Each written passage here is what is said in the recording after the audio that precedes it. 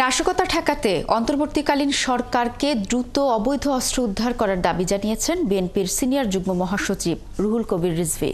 সকালে বগুড়ার সদরের আকাশতারা এলাকায় বৈষম্য বিরোধী আন্দোলনে নিহতের পরিবারকে আর্থিক সহায়তা দেওয়া হয়। সেখানে রুহুল কবির রিজভী অবৈধ অস্ত্রগুলো এখনও কেন উদ্ধার করা সম্ভব হয়নি অন্তর্বর্তীকালীন সরকারের কাছে এমন প্রশ্ন রাখেন।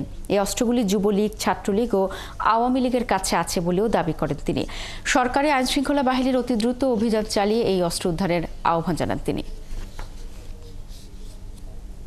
পুলিশকে আওয়ামী লীগের আদর্শে উদ্বুদ্ধ করে রঙে রঞ্জিত করে সে বাংলাদেশের মানুষের উপর একেবারে স্টিম রোলার চালিয়ে দিয়ে সে আজীবন ক্ষমতায় থাকবে।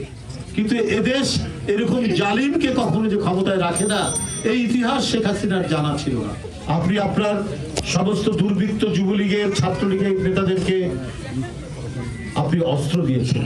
কত যে বেআইনি অস্ত্র আর আইনি অস্ত্র, লাইসেন্সবিহীন লাইসেন্স করা অস্ত্র, 1888টা অস্ত্র, সাধারণ পিস্তল বন্দুক এগুলো।